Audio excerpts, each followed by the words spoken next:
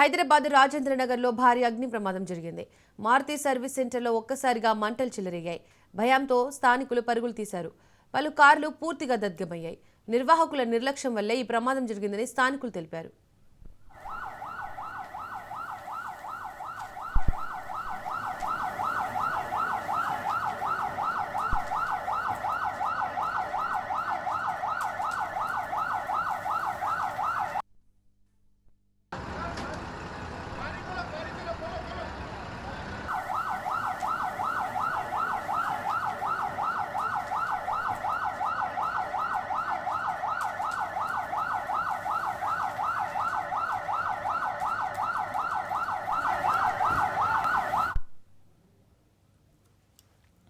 హైదరాబాద్ రాజేంద్రనగర్లో భారీ అగ్ని ప్రమాదం జరిగింది. మారుతి సర్వీస్ సెంటర్లో ఒక్కసారిగా మంటలు చెలరేగాయి.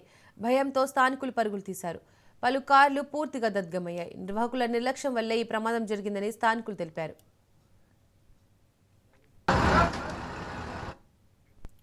ఈ ఘటనకు సంబంధించి మరింత సమాచారాన్ని మా ప్రతినిధి ప్రవీణ్ అందిస్తారు. ప్రవీణ్, అగ్ని ప్రమాదం ఏ విధంగా సంభవించింది? అధికారులు ఏం చెప్తున్నారు? దీనిగా హైదరాబాద్ నగరంలో వరుసగా జరుగుతున్నటువంటి అగ్ని ప్రమాదాలను ప్రజలు తీవ్రంగా భయాందోళనకు గురి చేస్తున్నాయి. అయితే తాజాగా రాజేంద్ర నగర్ పరిధిలోని మారుతి సుజుకి సర్వీస్ సెంటర్ లో భారీ అగ్ని ప్రమాదం చోటు చేసుకుంది. అయితే సర్వీస్ సెంటర్ లో ఒక్కసారిగా మంటలు చెలరేయడంతో అక్కడ ఉన్న నిలిపి ఉన్న పలు కార్లు పూర్తిగా దగ్ధమైనట్టుగా కూడా తెలుస్తుంది. అయితే మంటలు వేగంగా వ్యాపించడంతో దట్టమైన పొగలు కమ్ముకొని పరిసర ప్రాంతాలు కూడా అవి వ్యాపించడం జరిగింది. సర్వీస్ సెంటర్ లోనికి ఆనుకుని ఉన్నటువంటి అపార్ట్మెంట్ లో నివసిస్తున్న ప్రజలు తీవ్ర భయాందోళనకు గురై ఇళ్ల నుండి బయటకు పరుగులు తీశారు. అయితే ప్రమాద సమాచారం అందుకున్నటువంటి అగ్ని సిబ్బంది వెంటనే సంఘటన స్థలానికి చేరుకొని ఫైర్ ఇంజన్ల సాయంతో మంటలు అదుపులోకి తీసుకుని వచ్చే ప్రయత్నం అయితే చేస్తున్నారు.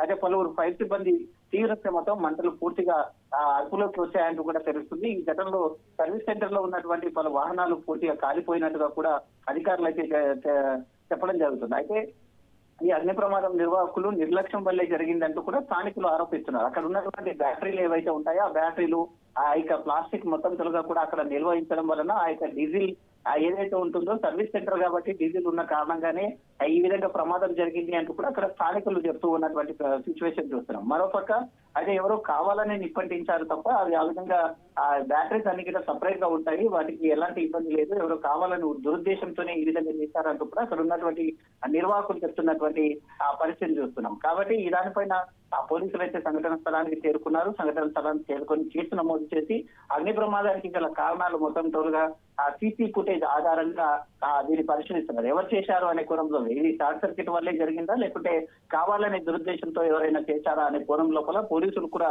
ఆ సంఘటన స్థలానికి చేరుకొని సీసీ ఫుటేజ్ ను పరిశీలిస్తారు. అయితే హైదరాబాద్ నగరంలో వరుసగా ఈ విధంగా ప్రమాదాలతో పాటు వణికిపోతున్నట్టుగా తెలుస్తుంది. మొన్ననే తాజాగా చూసుకుంటే ఎఫ్ఎస్ఎల్ లో జరిగినటువంటి ఘటన కలకరం రేపింది. ఈ ఘటన ప్రభావం ఇంకా తగ్గక ముందే అత్తాపూర్ లో ఈ విధంగా కార్ల షోరూమ్ లో భారీ అగ్ని ప్రమాదం చోటు చేసుకోవడంతో పాటు హైదరాబాద్ వాసులందరూ కూడా తీవ్రంగా భయాందోళనకు గురవుతున్నారు. అసలే ఎండాకాలం కాబట్టి ముందుగా జాగ్రత్తలు కూడా వహించాలంటూ కూడా అధికారులు చెప్తున్నటువంటి పరిస్థితిని చూస్తున్నాం. అక్కడక్కడ విద్యుత్ తోని కూడా జాగ్రత్తగా ఉండాలి. ఎండాకాలంలో విద్యుత్ కోతలు కూడా ఎక్కువగా ఉంటాయి కాబట్టి కరెంట్ షాక్ సర్క్యూట్ ఎక్కువగా అయ్యే ప్రమాదాలు ఉంటాయి కాబట్టి జాగ్రత్తలు తీసుకోవాలి. అదేవిధంగా అగ్నిమాపక ప్రమాద నివారించే యంత్రాలను కూడా అది ఖచ్చితంగా ఉంచుకోవాలంటూ కూడా చెప్తున్నటువంటి పరిస్థితులను చూస్తున్నాం.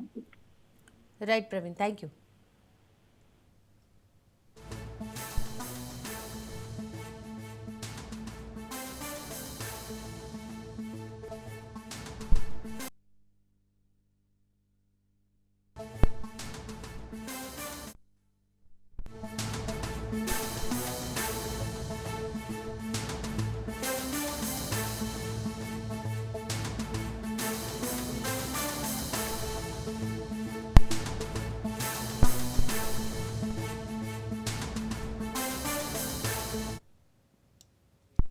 మెదక్ జిల్లా అల్లాదుర్గంలో చిరుతపులి కలకలం రేపింది. జాతీయ రహదారి 161 పక్కనే అల్లాదుర్గం ఐబీ చౌరస్తా వద్ద చిరుతపులి సంచరిస్తూ వాహనదారుల కంటపడింది. ఐబీ వద్ద సర్వీస్ రోడ్డు పక్కనే చిరుతపులి కనిపించడంతో వాహనదారులు భయాందోళనకు గురయ్యారు. జాతీయ రహదారి పక్కనే తిరుగుతున్న చిరుత వాహనాల శబ్దానికి పారిపోయింది. చిరుతపులి సంచరిస్తున్న విషయాన్ని స్థానికులు అటవీశాఖ అధికారులకు సమాచారం అందించారు.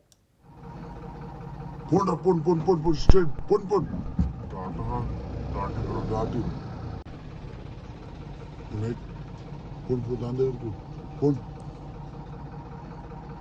Pon straight, pon. Datin.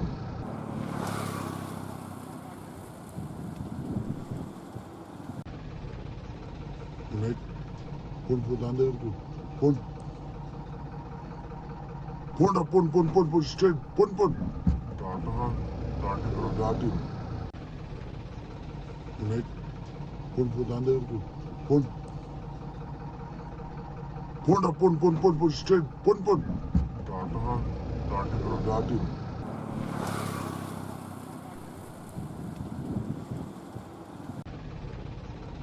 Right. Pon.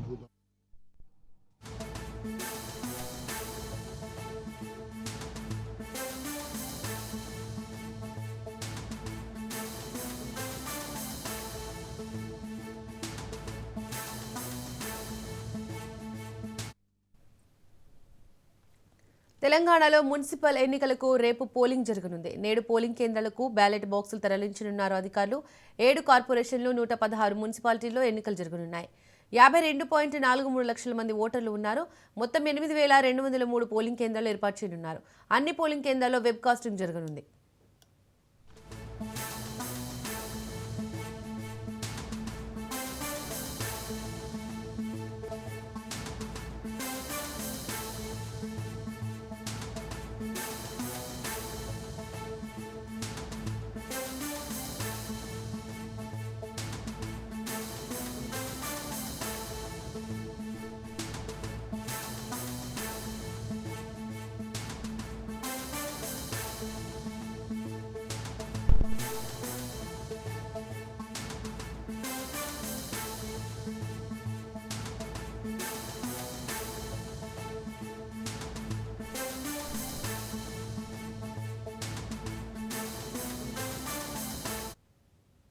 BRS బీజేపీపై CM Revanth Reddy ఆగ్రహం వ్యక్తం చేశారు. 10 ఏళ్లు ప్రజా సమస్యలను బీఆర్ఎస్ పట్టించుకోలేదని, డబుల్ బెడ్రూమ్ ఇళ్ల సంగతి పక్కన పెడితే రేషన్ కార్డులైనా ఇచ్చారా అని ప్రశ్నించారు.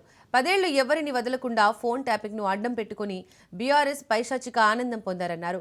బీజేపీ బీఆర్ఎస్ 2 ఒకటేనని, ప్రజలకు వ్యతిరేకంగా ఏ చట్టం తీసుకొచ్చినా బీఆర్ఎస్ బీజేపీకి మద్దతు ఇచ్చిందన్నారు. పిల్లి కళ్లు మూసుకొని పాలు తాగిన చందంగా బీఆర్ఎస్ బీజేపీ సంబంధం ఉందన్నారు. కేంద్ర మంత్రిగా ఉన్న కిషన్ రెడ్డి గారు, రెండోసారి పార్లమెంట్ సభ్యుడిగా కేంద్ర మంత్రిగా పనిచేస్తున్న బండి సంజయ్ గారు గ్రేటర్ హైదరాబాద్ ఎన్నికల సందర్భంగా ఆనాడు వరదలలో హైదరాబాద్ మునిగి ఈ ప్రాంతంలో కార్లు, ఆటోలు, సైకిల్ మోటార్లు, నిత్యావసర వస్తువులన్నీ కూడా ఆనాడు నీట మునిగినాయి. మీకు కారు పోతే కారు ఇస్తాం, ఆటో పోతే ఆటో ఇస్తాం, సైకిల్ మోటార్ పోతే సైకిల్ మోటార్ ఇస్తాం. మీ ఇళ్లల్లో మునిగిపోయిన వంట సామాగ్రితో సహా టీవీలు, ఫ్రిడ్జులు కూడా అన్ని మేము కేంద్రం నుంచి నరేంద్ర మోడీ గారిని అడిగి నిధులు తీసుకొచ్చి హైదరాబాదు నీట మునిగిన బాధితులను ఆదుకుంటాము అని చెప్పి బండి సంజయ్ గారు ప్రచారం చేసిండ్రు. ఈ ప్రాంత పార్లమెంట్ సభ్యుడు కేంద్ర మంత్రి కిషన్ రెడ్డి గారు వాటిని ఆమోదించిండ్రు. వరదలు వచ్చి మనం కొట్టుకపోతే 10,000 కోట్ల రూపాయల నష్టం జరిగితే 10 సార్లు పోయి కలిసి వచ్చిన, ఎవరు ఎన్నెన్నా, ఎవరు ఎన్ని తిట్టినా, రేవంత్ రెడ్డి మోడీకి అమ్ముడు పోయిండని ఆరోపణలు చేసినా కూడా రాజకీయ విజ్డమ్ను వాడి ముఖ్యమంత్రిగా నా బాధ్యత 10 సార్లు తిరిగైనా సాధించుకోవాలంటే ఖమ్మం, హైదరాబాద్ నగరాలు వరదలలో కొట్టుకుపోయినప్పుడు 1 రూపాయి ఏమన్నా అదనంగా సాయం చేసిండ్రా? ఈ వివక్షను సవరించండి, సరిదిద్దండి, తెలంగాణకు నిధులు ఇవ్వండి అని ఏ రోజైనా కిషన్ రెడ్డి గారు కానీ, బండి సంజయ్ గారు కానీ ఏమైనా మాట్లాడినరా? పదే సందర్భం వచ్చినప్పుడు మేము ఇన్ని లక్షల కోట్లు, అన్ని లక్షల కోట్లు తెలంగాణ రాష్ట్రానికి ఇచ్చినాము, ఇవన్నీ నిధులు తెచ్చినామని చెప్పి కేంద్రం నుంచి మంత్రులు ప్రహ్లాద్ జోషి గారు వచ్చి మన 20 లక్షల కోట్లు మీకు ఇచ్చినామనేదో ప్రకటన చేసిండు. ఇంకొక మంత్రి వచ్చి 6-7 లక్షలు అన్నారు. ఏ మంత్రి వచ్చినా లక్షల కోట్ల రూపాయల ముచ్చటనే చెప్తున్నారు. నిజంగా ఈ నిధులు వచ్చినాయా? వస్తే ఎక్కడున్నాయి, ఎక్కడ దాచిపెట్టారు? మరి అందులోకి వెళ్ళి ఆ ఖజానాలో నుంచి కొంతైనా తీసుకొని ఇప్పుడున్న సమస్యల్ని మరి పరిష్కరిద్దాం. ముఖ్యంగా మున్సిపాలిటీలలో ఎక్కడికక్కడ సమస్యలు పేరుకపోయినాయి. ఆ సమస్యల్ని పరిష్కరించడానికి కేంద్రం ఇచ్చిన నిధుల గురించి ఒకసారి నాకు వివరాలు చెప్పండి అని అంటే మా ఫైనాన్స్ సెక్రటరీ, మా చీఫ్ సెక్రటరీ గారు వచ్చి కూర్చొని, సరే ఇందులో రాష్ట్ర ప్రభుత్వం కేంద్ర ప్రభుత్వాలకు చెల్లిస్తున్న పన్నులలో రాజ్యాంగబద్ధంగా ఆయా రాష్ట్రాలకు హక్కు ఉన్నది. జనాభా ప్రాతిపదికన, ఇతర ప్రాతిపదికన ప్లానింగ్ కమిషన్ రికమెండేషన్స్ ప్రకారం ఆయా రాష్ట్రాలకు కేంద్ర ప్రభుత్వం నిధులను విడుదల చేస్తుంది. తెలంగాణ రాష్ట్రం నుంచి కేంద్రానికి మనం చెల్లించే ప్రతి రూపాయికి 42 పైసలు తిరిగి మనకు కేంద్రం ఆ నిధులను వెనక్కి పంపుతుంది అని చెప్పారు. తెలంగాణ రాష్ట్రం 1 రూపాయి చెల్లిస్తే 42 పైసలు మాత్రమే మనకు వస్తున్నప్పుడు ఏ రోజైనా మోడీ గారిని కానీ, కేంద్ర ప్రభుత్వాన్ని కానీ, ప్లానింగ్ కమిషన్ను కానీ, నీతి ఆయోగ్ను కానీ, ఇంకొక పక్కన బీహార్కు 6 రూపాయల 6 పైసలు, మధ్యప్రదేశ్కు 2 రూపాయల 9 పైసలు, ఉత్తరప్రదేశ్కు 2 రూపాయల 3 పైసలు మీరు అత్యధికంగా నిధులను తరలిస్తున్నారు. ఈ వివక్షను సవరించండి, సరిదిద్దండి, తెలంగాణకు నిధులు ఇవ్వండి అని ఏ రోజైనా కిషన్ రెడ్డి గారు కానీ, బండి సంజయ్ గారు కానీ ఏమైనా మాట్లాడినరా? మన హక్కులు మనకు అదనంగా ఇవ్వకపోయినా మన రూపాయి మనకిచ్చినా మనకి ఎన్నో నిధులు రావాలి. వివక్షతోని మనకు అన్యాయం చేస్తుంటే అది దాచిపెట్టి, అది మూసిపెట్టి కేంద్రం నుంచి వస్తాదులను పిలిపించి తెలంగాణకేదో దయాదాక్షిణ్యము, దాన ధర్మాలు చేస్తున్నట్టుగా మీ స్థాయికి, మీ హోదాకి, తెలంగాణ ప్రజలు మీకు ఇచ్చిన గౌరవానికి న్యాయమా? 20 సార్లు తిరిగి వరంగల్ ఎయిర్పోర్ట్, ఆదిలాబాద్ ఎయిర్పోర్ట్ తెస్తే భూసేకరణ మన మీదనే పెట్టిండ్రు. 100 కోట్లు నేను నిధులు ఇచ్చి భూమి సేకరణ ఇచ్చి భూమి వాళ్ళకి ఇచ్చిన. ఇప్పుడన్నా వరంగల్ ఎయిర్పోర్ట్ కట్టండి. తెలంగాణకు ఉన్నది ఒకే ఒక్క ఎయిర్పోర్ట్ శంషాబాద్. మీరు ఆంధ్రప్రదేశ్లో తీసుకోండి, కర్నూలు ఉంది, కడపలు ఉంది, తిరుపతిలో ఉంది, పుట్టపర్తిలో ఉంది, విజయవాడలో ఉంది, రాజమండ్రిలో ఉంది, వైజాగ్లో ఉంది. ఇంకా నిన్నమన్న అదనంగా ఒక పక్కనున్న ఆంధ్రప్రదేశ్లో 7-8 ఎయిర్పోర్ట్లు ఉన్నాయి. కర్ణాటకలో, మహారాష్ట్రలో అసలు లెక్క పెట్టినన్ని ఎయిర్పోర్ట్లు ఉన్నాయి. మొత్తం తెలంగాణ రాష్ట్రానికి ఉన్న ఏకైక ఎయిర్పోర్టు శంషాబాద్ ఎయిర్పోర్టు. ఉన్నం బేగంపేట ఎయిర్పోర్ట్ను కూడా మూసేపించిండ్రు. ఇవాళ బేగంపేటలో అసలు ఫ్లైట్లు దిగడానికే లేదని ఆర్డర్స్ ఇచ్చారు. ఇంత పెద్ద తెలంగాణ రాష్ట్రము ఇంత ఆదాయాన్ని కేంద్ర ప్రభుత్వానికి ఇస్తున్నప్పుడు కిషన్ రెడ్డి గారు, బండి సంజయ్ గారు 12 సంవత్సరాలల్లా మీరు ఒక్కసారైనా ఈ తెలంగాణ రాష్ట్రాన్ని అత్యంత వేగంగా అభివృద్ధి చేద్దాము, దీనికి మేము మోడీ దగ్గర నిధులు తెస్తామని మీరు ఏదైనా బాధ్యత తీసుకున్నారా? నరేంద్ర మోడీ గారు ఏదైనా స్పెషల్ ప్యాకేజ్ ఇచ్చినా, స్పెషల్ ప్రాజెక్ట్ ఇచ్చినా, స్పెషల్ డెవలప్మెంట్ స్పెసిఫైడ్ అథారిటీస్ ఏమని ఇస్తే మీరు సాధించినట్టు డివల్యూషన్ ప్రకారం రాజ్యాంగబద్ధంగా మనకు రావాల్సినవి మనం చెల్లించిన దాంట్లో రూపాయి చెల్లితే 58 పైసలు తినేసి 42 పైసలు మనకిస్తే ఇక చూసినావా మేము నిధులు తెచ్చినాం ఈ లక్షల కోట్లు అంటున్నాం. నువ్వు ఎంత చెప్తే అందులో 58% వాళ్ళ దగ్గర ఉండిపోయి 42% నువ్వు చెప్పే లెక్క. కొన్ని ప్రాజెక్టులను కేంద్ర ప్రభుత్వమే అడాప్ట్ చేసుకొని లేకపోతే స్పెషల్ ప్యాకేజెస్ ఇతర రాష్ట్రాలకు ఇస్తుంటారు. కొన్ని రాష్ట్రాలకు మీరు బీహార్కి ఇచ్చిండ్రు, లేకపోతే గుజరాత్కు తరలించకపోయారు ప్రాజెక్టులు, బుల్లెట్ ట్రైన్లు, లేకపోతే ఇతర విమానాశ్రయాలు, రకరకాల అభివృద్ధి కార్యక్రమాలు అన్నిటినీ ఇతర రాష్ట్రాలకే తీసుకెళ్ళిండ్రు. మెట్రో రైలు కానీ ఇతర ఏ ప్రాజెక్టులు చూసుకున్నా కేంద్ర ప్రభుత్వము తన యొక్క విచక్షణ అధికారాన్ని ఉపయోగించి మంజూరు చేసే ప్రాజెక్టు ఏదైనా తెలంగాణకి ఇచ్చిండ్రా? పాలమూరు రంగారెడ్డి ఎత్తిపోతల జాతీయ ప్రాజెక్టు చేసినుంటే వీళ్ళు తెచ్చినట్టు. మూసీ నదికి 10,000 20,000 కోట్ల రూపాయలు అదనంగా కేంద్ర ప్రభుత్వం నుంచి గ్రాంట్ తీసుకొస్తే తెచ్చినట్టు. హైదరాబాద్ మెట్రో విస్తరణకు కేంద్ర ప్రభుత్వమే ప్రాయోజిత కార్యక్రమంగా నిధులు ఇస్తే వచ్చినట్టు. CM Revanth Reddy phone tapping కేసులో కీలక వ్యాఖ్యలు చేశారు. ఫోన్ ట్యాపింగ్ కేసులో అరెస్టులు కాకపోవడానికి కారణం ప్రభాకర్ రావును 20 నెలలు అమెరికాలో దాచిపెట్టడమేనని అన్నారు. అరెస్టులపై బావా బామ్మర్దులిద్దరూ పోటీ పడుతున్నట్లుందని అన్నారు. చిట్ చాట్లో ఈసారి దేశంలో జమిలీ ఎన్నికలు రానున్నాయని రేవంత్ రెడ్డి తెలిపారు. ముందుగా జనగణన జరుగుతాయని 2029లోనే తెలంగాణకు శాసనసభ ఎన్నికలు జరుగుతాయని తెలిపారు. కేంద్ర ప్రభుత్వం దక్షిణాది రాష్ట్రాలకు జనగణన చేసి అన్యాయం చేయాలని చూస్తుందని తెలిపారు. ప్రభుత్వ పథకాలను అట్టడుగు వర్గాలకు కూడా చేరవేయాలని సీఎం చంద్రబాబు ఆదేశించారు. సచివాలయంలో మంత్రులు, వివిధ శాఖల కార్యదర్శులతో సీఎం సమీక్ష నిర్వహించారు. ఈ సమావేశంలో జిల్లా కలెక్టర్లు, ఎస్పీలు వర్చువల్గా పాల్గొన్నారు. జీఎస్డీపీ వృద్ధి రేటు, స్వర్ణాంధ్ర 2047 విజన్ లక్ష్యాలు, 10 సూత్రాల అమలు, ఆదాయార్జన శాఖలు, రాష్ట్రానికి వచ్చిన పెట్టుబడులు, పీపీపీ ప్రాజెక్టుల పురోగతిపై సీఎం సమీక్షించారు. వివిధ శాఖల వారీగా పురోగతిని అధికారులు సీఎంకు వివరించారు. మనం అనుకున్న ప్రకారం వెళ్తున్నావా లేదని చూసిన తర్వాత head of the departments, collectors అందరితో మీటింగ్ పెట్టుకునే పరిస్థితికి వచ్చాం. ఇప్పుడే మనం కొంతమంది నేను ఒక్కడిని పనిచేయడమో, లేకపోతే కొంతమంది మంత్రులు పనిచేయడమో, కొంతమంది సెక్రటరీలు పనిచేయడం కాదు. లాస్ట్ మైల్లో ఉండే ప్రతి ఒక్కరిని కానీ ఎఫిషియన్సీ వైపు మళ్ళించగలిగితే మనకు మంచి ఫలితాలు వస్తాయి. ఈ విషయాన్ని రీఇన్ఫోర్స్ చేయడానికే ఈరోజు మనం ఈ కాన్ఫరెన్స్ పెట్టుకొని ముందుకు పోతున్నాం. ఇక్కడికి వచ్చినప్పుడు మనం 19 months by and large extraordinary work చేశాం. ఒక అగాధం నుంచి, అంధకారం నుంచి, ఏం చేయాలనో తెలియని పరిస్థితి నుంచి మనం తీసుకున్న పాలసీల వల్ల చాలా వరకు అడ్మినిస్ట్రేషన్ కంట్రోల్ తెచ్చుకున్నాం. అనుకున్న లక్ష్యాల్ని నెరవేర్చుకుంటూ ముందుకు పోయే పరిస్థితికి వచ్చాం. మేము ఎన్నికల్లో చాలా స్పష్టంగా చెప్పాం, రాష్ట్రాన్ని పునర్నిర్మాణం చేస్తామని. మళ్ళీ అన్ని వ్యవస్థల్ని ఘాటుని పెడతామని చెప్పాం. అందులో కూడా సమాజంలో మనం గుర్తుపెట్టుకోవాల్సింది వెల్ఫేర్, డెవలప్మెంట్, గుడ్ గవర్నెన్స్, ఈ మూటికి ప్రాధాన్యత ఇస్తున్నాం. ఈరోజు బ్రాడ్గా మీరు ఒకసారి చూస్తే మిగిలిన విషయాన్ని మనం ఫిబ్రవరి 11 నుంచి ఏపీ అసెంబ్లీ బడ్జెట్ సమావేశాలు ప్రారంభం కానున్నాయి. ఉదయం 10 గంటలకు ప్రారంభమయ్యే ఈ సమావేశాన్ని ఉభయ సభలను ఉద్దేశించి గవర్నర్ అబ్దుల్ నజీర్ ప్రశంసించనున్నారు. ఫిబ్రవరి 14న ఏపీ ప్రభుత్వం బడ్జెట్ ప్రవేశపెట్టనుంది. గవర్నర్ ప్రసంగానికి హాజరు కావాలని వైసీపీ నిర్ణయం తీసుకున్నట్లు సమాచారం.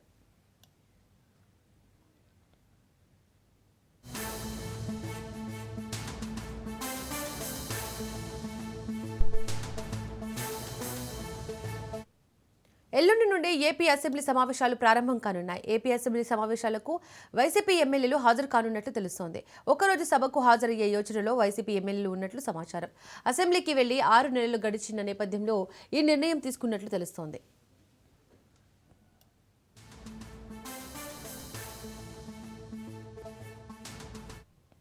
వైసీపీ సీనియర్ నేత మాజీ మంత్రి అంబటి రాంబాబుకు బెయిల్ మంజూరైంది. సీఎం చంద్రబాబుపై అనుచిత వ్యాఖ్యలు చేశారంటూ జనవరి 31న పోలీసులు అంబటి రాంబాబును అరెస్ట్ చేయగా తాజాగా స్పెషల్ మొబైల్ కోర్టు బెయిల్ మంజూరు చేసింది. కస్టడీ పిటిషన్ను డిస్మిస్ చేసిన మొబైల్ కోర్టు ఆయనకు బెయిల్ మంజూరు చేసింది. ఇకపోతే మెడికల్ కాలేజీల ప్రైవేటీకరణ ర్యాలీ కేసులో 14 రోజుల రిమాండ్ విధించింది జ్యుడిషియల్ మెజిస్ట్రేట్. ఈ కేసులోనూ అంబటికి బెయిల్ లభిస్తే అంబటి విడుదలయ్యే అవకాశం ఉంది.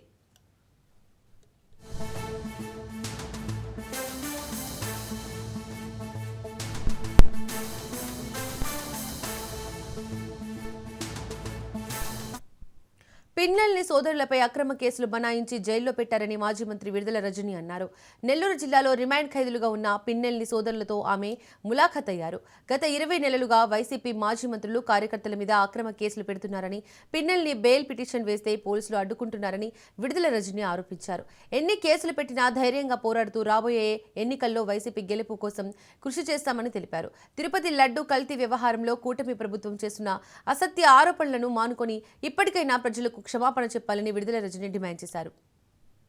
తప్పు చేయలేదు, ఇది అక్రమ కేసు. కావాలనే టార్గెట్ చేసి మరి వీళ్ళను ఈ కేసులో పెట్టి ఇబ్బంది పెట్టే ప్రయత్నం చేస్తా ఉన్నారు. భగవంతుడు ఉన్నాడు, ఖచ్చితంగా వీళ్ళు దీంట్లో క్లీన్ షీట్ గా బయటకు వస్తారనే నమ్మకం మాకుంది. మనం చూస్తా ఉన్నాం ఈ రీసెంట్ టైమ్స్ లో వరుసగా ఏ విధంగా మాజీ మంత్రుల మీద రాష్ట్ర వ్యాప్తంగా కూడా దాడి చేస్తున్నారు మనం చూస్తా ఉన్నాం. అంబటి రాంబాబు గారి మీద సుమారు 8 గంటల పాటు ఇళ్ల మీద దాడి, ఇంటిని ధ్వంసం చేయడం, ఆ తర్వాత ఆఫీస్ మీద నిప్పేయడము, కార్లు తగలబెట్టడము, ఏ విధంగా తన్ని అరెస్టు చేసి స్వయంగా ఎమ్మెల్యేనే సీన్ లోకి వచ్చి, ఎమ్మెల్యే భర్త సీన్ లోకి వచ్చి, దాడి జరిగే కొన్ని గంటల ముందు కేంద్ర మంత్రి రాంబాబు గారికి సినిమా చూపిస్తామని మాట్లాడినటువంటి వ్యాఖ్యలు రాష్ట్రం అంతా కూడా చూశారు. ఏ విధంగా దాడులు చేస్తున్నారు, అధికార పార్టీ దాడులకు ఏ విధంగా ప్రోత్సహిస్తుంది అనేటువంటి విషయాన్ని కూడా మీరందరూ కూడా చూశారు. అలాగే జోగి రమేష్ గారు ఆయనని వరుసపెట్టి ఇబ్బందులు పెడుతూ వచ్చారు. పెట్రోల్ బాంబుల సంస్కృతి ఎప్పుడు లేదు మన రాష్ట్రంలో, మొదటిసారి చూస్తా ఉన్నాము. జోగి రమేష్ గారి ఇంటి మీద నిప్పేసి పెట్రోల్ బాంబులేసి ఏ విధంగా వైఎస్ఆర్ కాంగ్రెస్ పార్టీకి సంబంధించినటువంటి ఎక్స్ మినిస్టర్స్ ని ఏ విధంగా ఇబ్బంది పెడుతున్నారు అనేది రాష్ట్రం మొత్తం కూడా చూస్తుంది. అలాగే నా మీద వెంకటేశ్వర స్వామి గుడికెళ్లి పూజలు నిర్వహించి బయటకు వస్తే నా మీద దాడి చేసేటువంటి ప్రయత్నం, కారు మీద దాడి చేసేటువంటి ప్రయత్నం, తిరిగి మళ్ళా గుడికి వచ్చినందుకు మా కార్యకర్తల మీద కేసు కట్టారు. మేము గుడికి వెళ్ళడం చేసిన తప్ప అని అడుగుతా ఉన్నాను. గుడికి వెళ్ళకూడదా? గుడికి వెళ్తే తప్ప? మేము ఇచ్చినటువంటి కేసుని ఇప్పుడు కూడా కేసు కట్టలేదు, పట్టించుకోలేదు. దోమల నివారణకు జీవీఎంసీ ఫాగింగ్ కొంప ముంచింది. 36 మంది విద్యార్థుల దోమల నివారణకు ఉపయోగించే పొగను పీల్చి అస్వస్థతకు గురయ్యారు. ఈ ఘటన విశాఖపట్నంలోని మధురవాడ జవహర్ నవోదయ విశ్వవిద్యాలయంలో చోటు చేసుకుంది. ఫాగింగ్ స్ప్రే చేసిన తర్వాత విద్యార్థులకు శ్వాస తీసుకోవడంలో ఇబ్బందులు, వాంతులు తలతిరగడంతో వెంటనే కొమ్మాది ప్రభుత్వ ఆసుపత్రికి తరలించారు. విషయం తెలుసుకున్న భీమిలి ఎమ్మెల్యే గంటా శ్రీనివాసరావు విద్యాలయాన్ని సందర్శించారు. అస్వస్థతకు గురైన విద్యార్థులతో మాట్లాడి వారి ఆరోగ్య పరిస్థితిని అడిగి తెలుసుకున్నారు. అనంతరం పాఠశాలలో కళాశాలలోని తరగతి గదులు, భోజనశాల, వాటర్ ప్లాంట్ను క్షుణ్ణంగా పరిశీలించారు. పొగ వల్లే విద్యార్థులు ఇబ్బంది పడ్డారని నవోదయ సిబ్బంది భావిస్తున్నారు. జీవీఎంసీ అధికారులు మాత్రం ఇది ఫుడ్ పాయిజన్, తాగునీటి కలుషితం కావచ్చని అనుమానం వ్యక్తం చేస్తున్నారు. విద్యార్థులకు అసౌకర్యం కలగకుండా చూడాలని పాఠశాల సిబ్బందిని ఎమ్మెల్యే ఆదేశించారు.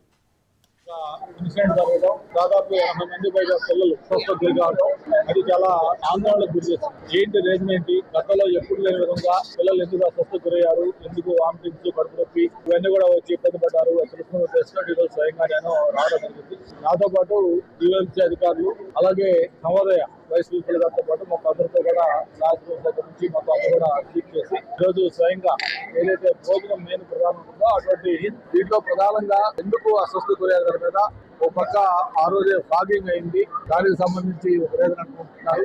రెండోది వాటర్ క్వాలిటీ, ఏదైతే వీళ్ళు తాగే వాటర్ ఉందో అది కూడా ఒకసారి ఆరో ప్లాంట్ సరిగ్గా పనిచేయకపోవడం కానీ ఆ వాటర్ కూడా జీవీఎంసీ అధికారులు చూసినప్పుడు వాటర్ క్వాలిటీ బాగలేదని కూడా చెప్తా ఉన్నారు. మూడోది ప్రధానంగా భోజనం, ఏదైతే వాళ్ళ పిల్లలు పెట్టే భోజనం ఉందో భోజనం సంబంధించిన క్వాలిటీ, అంతేకాకుండా వాళ్ళకి స్నాక్స్ పెడతా ఉన్నారు మధ్యాహ్నం ఇట్లంతా కూడా. ఆ స్నాక్స్ కూడా హల్దీరామ్స్ వాళ్ళు సప్లై చేస్తున్నారు, వాటిలో కూడా ఏమన్నా ఫాల్ట్ ఉందా, ఇవన్నీ చూసుకోవడం ఉద్దేశంతో పిల్లలతో స్వయంగా మాట్లాడాం. అలాగే అక్కడ ఎవరైతే వీళ్ళకి ట్రీట్ చేస్తున్న డాక్టర్స్ తో మాట్లాడాం, కార్పొరేషన్ అధికారులతో కూడా మాట్లాడాం. ప్రధానంగా ఈ వాటర్ అవన్నీ కూడా శాంపిల్స్ పంపించారు. రేపు నివేదిక కూడా వస్తా ఉంది. మొన్న ఒక సూర్యాపేట జిల్లా కోదాడలో 6 చోట్ల ఈడీ దాడులు నిర్వహించింది. ఆదాయానికి మించి ఆస్తులు ఉన్నాయని నీలా సత్యనారాయణ ఇళ్లలో ఈడీ దాడులు చేస్తోంది. కిడ్స్ కాలేజ్, రైస్ మిల్స్, ఇతర వ్యాపారాల్లో అక్రమంగా పన్నులు ఎగవేసినట్టు ఆరోపణలు ఉన్నాయి. గతంలో సీఎంఆర్ రైస్లో నీలా సత్యనారాయణ గోల్మాల్ చేసినట్లు తెలుస్తోంది.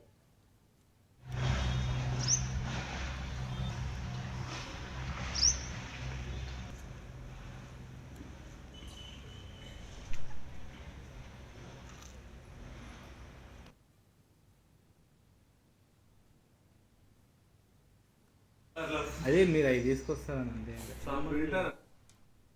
తిరుపతి అలిపిరి గరుడ సర్కిల్ వద్ద హిందూ ధార్మిక సంఘాలు నిరసనకు దిగాయి. వైసీపీ హయాంలో తిరుమలలో చేసిన పాపాలు ఒప్పుకోవాలంటూ నినాదాలు చేశాయి. టెంకాయలు కొట్టి క్షమించు దేవుడా అంటూ వేడుకున్నాయి. శ్రీవారి ప్రసాదాన్ని కల్తీ చేసిన హిందూ ద్రోహులను క్షమించకూడదని హెచ్చరించాయి. ఏడుకొండల స్వామి లడ్డు ప్రసాదాన్ని కల్తీ చేసిన వైసీపీని ప్రజలు స్వచ్ఛందంగా బహిష్కరించాలని పిలుపునిచ్చాయి.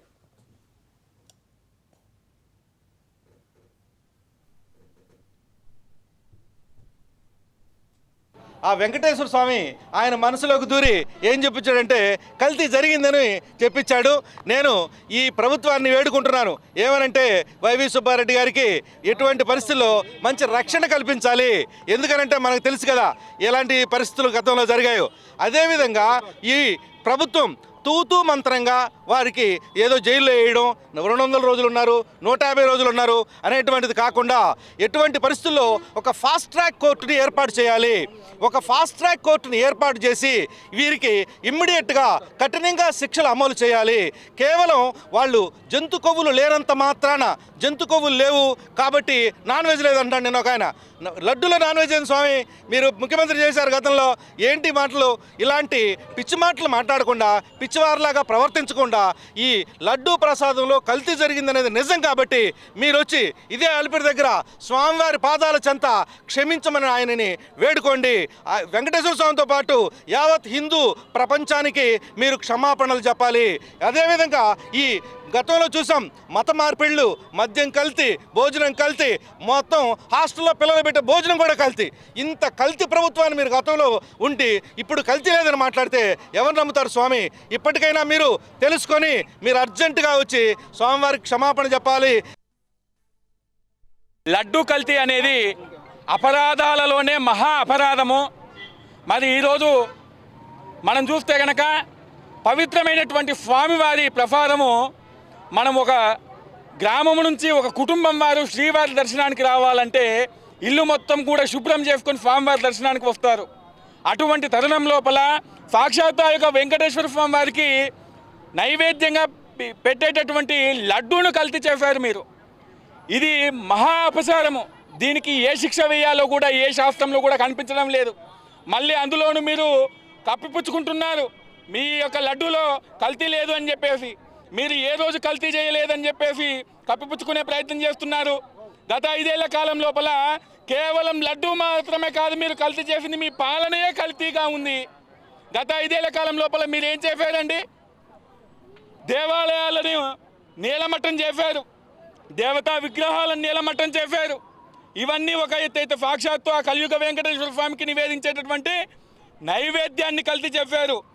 మేము అనుకున్నాం కేవలం వెంకటేశ్వర స్వామి దగ్గర జరిగిందానంటే ఇది కాస్త రాష్ట్రంలో ఉన్నటువంటి శ్రీశైలం మల్లికార్జున స్వామి దేవస్థానం కానివ్వండి, విజయవాడ కానివ్వండి, ఇంకోటి కానివ్వండి, రాష్ట్రంలో ఎన్ని దేవాలయాలు ఉంటే అన్ని దేవాలయాలకు దేవతామూర్తులకు మీరు పెట్టింది నైవేద్యం ఏమిటి అంటే కల్తీ ప్రసాదము.